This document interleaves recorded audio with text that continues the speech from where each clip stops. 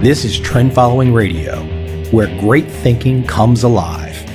Nobel Prize winners, legendary traders, best-selling authors, and the pros that know what drive us irrational human beings.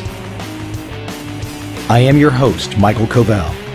Not filtered, raw, honest. That's my passion.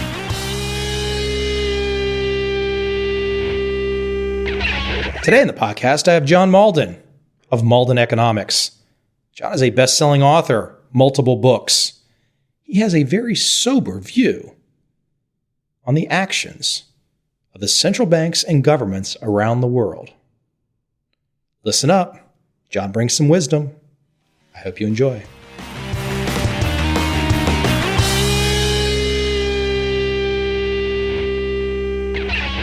Hey, listen, here's where I want to jump in today because I don't get you all day, but I love your voice. You should be on radio. I don't know if you are or not ready, but you should already be on radio. Well, I've been told that I have a face made for radio. You've got a voice made for radio too. So, listen, here's where I want to go. I caught the headline today, and I just want to pick your brain on some big macro issues to the audience. And my audience is probably in many ways similar to your audience, but maybe slightly different. But look, I see the headline today. The average credit card rate for a decent credit card score is around 21%. You can't get any more interest on your savings. At what point in time is this called loan sharking? And why is this loan sharking good for USA? Wow. The average credit card is 21%. That was a headline this morning. I'm not sure. I think I caught it on Drudge. But the average, and I didn't get to the details, but the average credit card rate for somebody with a normal credit card score is 21%. And let's say that was maybe they're finagling their statistics in some way to make it look worse. But let's say it was 16 or 17%, which I know is the lowest it is for an average. John, there's no more interest income. What has become of the normal way that we were supposed to take care of ourselves and live and save? It seems like an entire generation was told, save your money and you'll have some income. And that rug's been pulled out from underneath them. Am I beating up the wrong tree? No. Well, it's the whole financial repression thing. And it's the nature of leverage. If you go to Yahoo Finance and do some serious searching right here, average credit card rate is 15.1, but I'm sure that as you go down in the 21% range is going to be the rate for, and maybe sometimes even higher, for very low or subprime credit. Simply because they're factoring in how much they're going to lose and have to write off. It's just a numbers business. And the problem is, from my standpoint, they're giving credit to people that shouldn't be using leverage. It's what gets people into trouble. It's what gets nations into trouble, is the improper use of credit.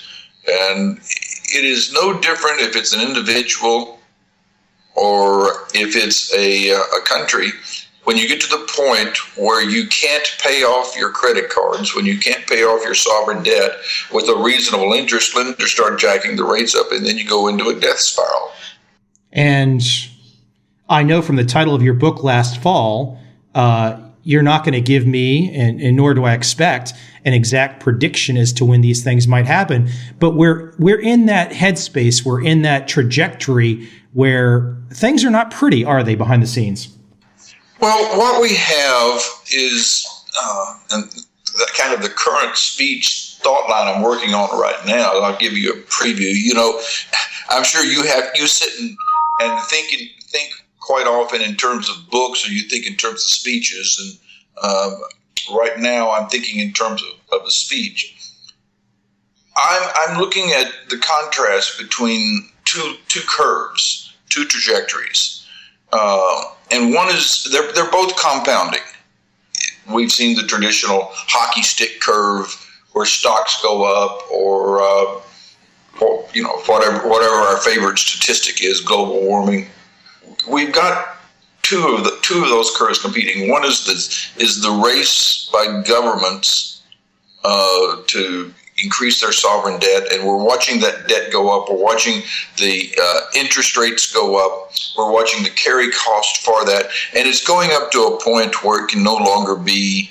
It's not sustainable. What we've seen from Rogoff and Reinhardt's book, as they catalog 266 credit crises, is there comes a moment when the markets say, we no longer think you're very serious about paying your debts back. We don't even think you have the capability of it. And so they start asking for higher interest rates, or they withdraw their interest rates. The 10-year bond for Japan 2 weeks ago, for a day and a half, did not trade. No trade whatsoever. The Bank of Japan withdrew from the market for a while for whatever the reasons. They bought what they needed for that while. And while the Bank of Japan was out of the market, there were no trades. People are basically saying, we just don't understand this whole Japanese bank government bond thing. And this is after having been there for 30 years. So we're just going to let the government buy all the bonds. That's means that they're into a debt spiral, if you will. Now, it's going to be really interesting to see what a fabulously wealthy nation does when it tries to destroy its currency. And that's precisely what they're going to do, although in slow motion. And it's no different than if you were with somebody that has a credit card, and they just keep stacking the debt on, and they keep stacking the debt on, and pretty soon they get to their limits. And now they're taking all of their income, or a big chunk of their income, to pay the interest. Something comes along, they lose their job, a recession comes to a country, and then that's it. They've got to restructure their debt. And as individuals, we typically go into bankruptcy. As governments, we don't like to use the word bankruptcy or default, so we use other words like extend the debt, restructuring, printing money, monetization. It's a default by any other name. That's essentially what is happening in Japan. The Bank of Japan is going to print, my rough guess, and it's only a guess because we don't know, but it wouldn't surprise me they print $8 to $10 trillion, twice the amount of money that the U.S. Federal Reserve has put into their balance sheet that we're all bitterly complaining about, especially in the emerging markets where you are right now, because it's distorting international cash flows. Well, Japan's a serious country with serious implications for the rest of the world. Some of the biggest banks in the world, some of the biggest companies in the world. And they're going to print twice that much money. They're going to shove that into the world. And there are going to be consequences. The rest of the world has to respond. If you're Korea, you don't want to be in a situation where a Lexus is cheaper than a Hyundai. That's not a good business model.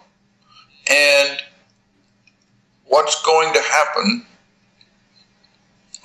is that other countries have to respond. And it's, as I was writing the other day, it's every central bank for itself. And that's the code red world we're talking about, is currency wars and unleashed central banks responding, because they're all responding to their own constituency. Their own self-interest. Their own self-interest. And this is what the governor of the Bank of India was complaining bitterly about, has been for the last 2 or 3 months, is Governor Rajan, who's a very, very sober-minded, thoughtful guy, bit of a wicked sense of humor. When I've been with him, I've had the privilege of traveling and being with him for a time. But he's saying, wait a minute, major central banks, you don't understand. This is all connected now, and what you're doing has consequences outside of your borders. And if we don't create a global system one that we can coordinate these things and figure out how we can handle cash flows and money movements, then we're going to continue to create boom and bust in the developing world, which is what we see. I mean, money goes in, markets get high, construction starts, the money gets cheap, loans get cheap, leverage get cheap, they borrow money, you get a big boom, and then something happens, they pull the money out, and then you get a bust. And these boom-bust cycles are terribly destructive for emerging markets. And Rajan said, I don't think I want to play that game anymore. And I think it was a veiled hint that we may have to do something that looks like credit controls. We don't want to see hot money. We don't want you to bring your money in and, put it into our stock market, and then 6 months later pull it out after you've made 12% profit. If you want to come here and invest, then invest. Put your money into something in our local system, something that's going to do some good, and enjoy the benefits of a developing, growing market that our countries have. John, there's a great example in downtown Saigon right now, 50-story unfinished tower. I asked someone the other day, it's been that way for 2 years. They just ran out of money. Yeah. And how does that help? How does that help anyone? It doesn't. And I'm really concerned that as we move further and further into this entire new world we're moving into, that is, the ride's going to get bumpier, and it's going to get more difficult for U.S. investors, for investors everywhere. I shouldn't say just U.S. investors. It'll make good trading opportunities, I suppose, because things will become more volatile. But you as a trader prefer trends and not being whipsawed. Whipsaws are your enemy. Yeah, well, we both have mutual friends over there at Altegris, and many of the traders that Altegris works with definitely are not fond of the central bank policies that essentially just keep this whipsaw period going. The problem with whipsaws, especially for trend followers, is that you keep getting your knees capped off. Yeah. And you want a long trend that you can either run uphill or run downhill with the trend. Not a road where all of a sudden there's speed bumps and dips and holes. Hey, John, let me shift on to you, though. So you have a chance, unlike the average guy, even like a lot of other strategists around the world, you have a chance to really get behind the scenes with politicians, economists, world leaders. You really get a chance to touch base with people.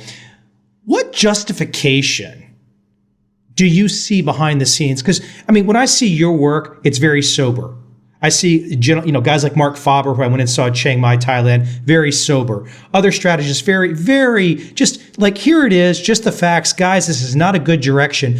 But behind the scenes, I watch the new central bank chief in the U.S. when she comes on, and you would listen to her, and it's just like everything's fine. There's all these things that John Mauldin's talking about. They don't exist. What do these folks say behind the scenes to you, John, when you press them? Like the idea of having no interest income for 5-6 years now.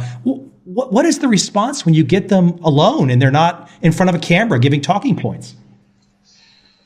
Well, it depends on the view. Some of them say, well, that's just the way it's got to be. We've got to, if they're a true academic Keynesian, if they're dyed in the wool, they think, well, we've got to spur demand, and the way we spur demand is by lowering rates so that people will be able to borrow more.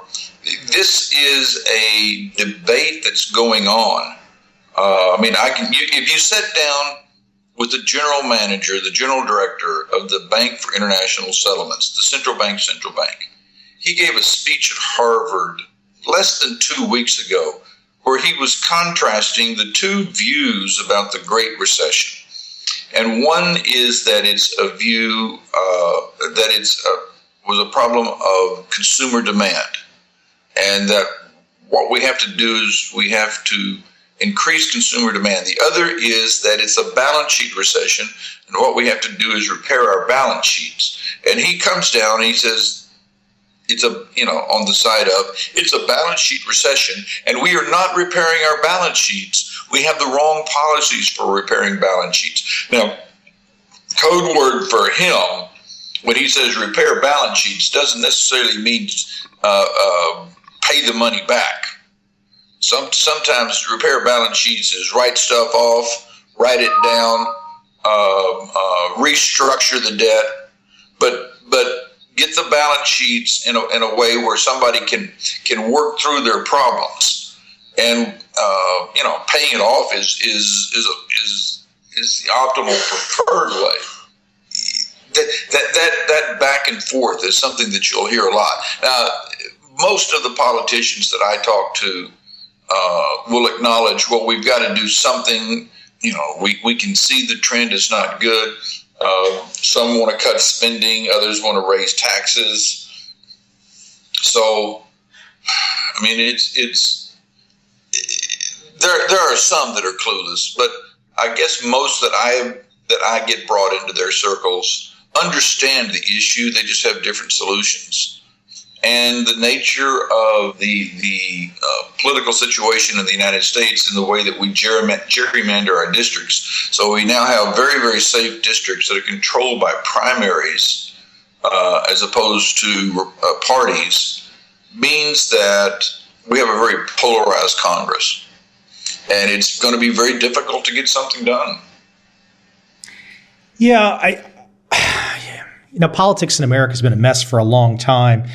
I guess the thing that strikes me, and I'm curious your view, is I don't want to be trite when I say black swan, but it seems like the unexpected surprise financial events, the leaders don't seem to be terribly concerned about those. And as you mentioned early in this conversation, the boom bust period, I mean, if we're looking back at the last 15 to 20 years, I think we should all fully expect that there will be another significant decrease in U.S. equity indices. I can't tell you when or how or what day or anything like that. But if we just look at where things have gone in the last 20 years, there is a cycle of boom busts. And I think it would be irresponsible not to think that that's not possible again. It is possible. And we have to be careful of, when we use the term black swan, a lot of people would say that 2007, 2008, the Great Recession was a black swan. And I would go, no, you could see it coming. A lot of people said this is coming, and specifically pointed to subprime, specifically pointed to the interlocked banks, specifically pointed to the sovereign debt crisis in Greece and other countries. You would characterize that as something that many people saw, and maybe a black swan goes more towards what we witnessed with the flash crash. Yes. Yeah, the flash crash that would have been a black swan. That wasn't seen coming. So back to what I was really asking at the very beginning of this conversation. If you're explaining to either the individual that's got $1 million in the bank liquid, the individual that has 5,000, explain to that person out there that maybe doesn't have your insights, doesn't have your access, why they no longer receive interest income beyond the idea that obviously the Federal Reserve is assisting that. Market forces would probably drive interest rates to different places. But why? If they want to ask, John, why do I not get interest income anymore? There's been total bureaucratic and academic capture of the central banks of the world by a philosophy called Keynesianism. And that is, among other things, it believes that consumer demand is what drives things.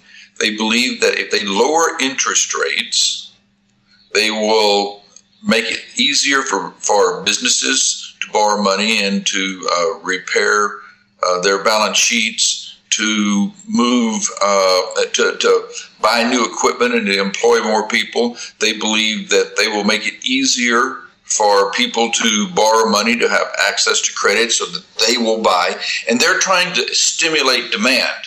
Now, I would argue that, first of all, I don't think it works, because to the person that you were talking about with 5,000 or 5 million, you have just now decreased their income, so they have less money to spend, not more. You have distorted the interest rate levels of the world, and that, I believe, increases the reason for businesses to do financial transactions as opposed to business transactions. A financial transaction may make a lot of money for a business, but it doesn't necessarily put new jobs in. In essence, it becomes cheaper to buy a business, for a private equity company to buy a business than it does to become and say, we're going to go create a new business right next door to this one and compete and hire new people and buy new trucks and so forth. That's not in their model. And so what we have are economists and bureaucrats who've created a model of how they think the world works. And it's an imperfect model. All of our models are imperfect. And the longer we go down that system, the more out of whack things are going to get. I am very, very concerned about the trajectory of sovereign debt in the world. And, we right back at the beginning, we were talking about the other competition, the competition for good things, the competition for the age of transformation, for the accelerating rate of change of technology is absolutely incredible. And with that, it becomes a race of, can the human experiment create more wealth than the governments can destroy? Well, I think that's spot on. I saw they use the term also hollow, and I think that was really where you were going with the financialization it's hollow. Yes. There's no there. And it's why we get low employment recoveries. You get things out of whack. I mean, Europe is different than the U.S. They're out of whack because they had an imbalance of trade across countries, and the southern peripheral countries didn't have a currency that they could use to rebalance. So they've had to rebalance it by going through a massive 3 or 4 years of deflation, which has been, increased their unemployment rates. It's been massively destructive to their countries, and it's going to have a long-term impact. Whereas if they could have just adjusted it with the currency, it would have had a short-term impact, but they could have picked up and restructured things and moved on. Hey, John, listen, I can't keep you. I know you've got some schedule issues right now, too.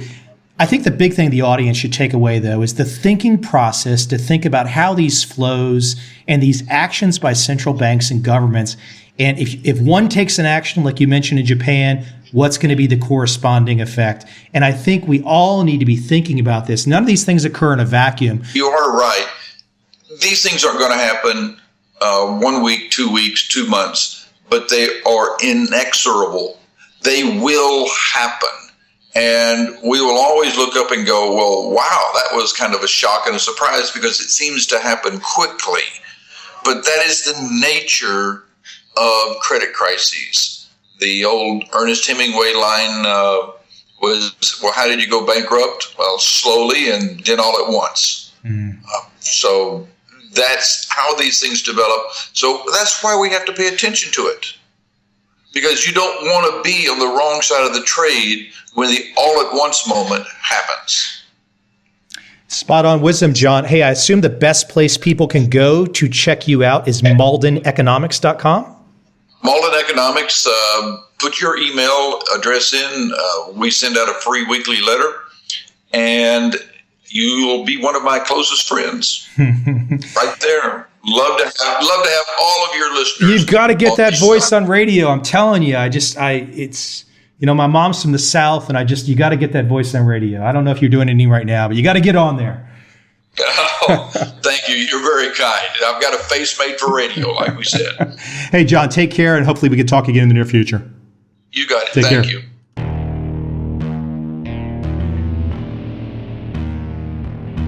I see a time when those awake will understand how to make money in up, down, and surprise markets. Whether new trader or experienced, college student or financial advisor, protecting against a crash or just trying to make a lot of money, trend following offers everyone an answer in uncertain times. To get started immediately, send me an email, michael@covel.com. I will send you the right trend following steps to take along with my free video. But if you want to buy and hold, trust the government and trust Wall Street, this is absolutely not for you.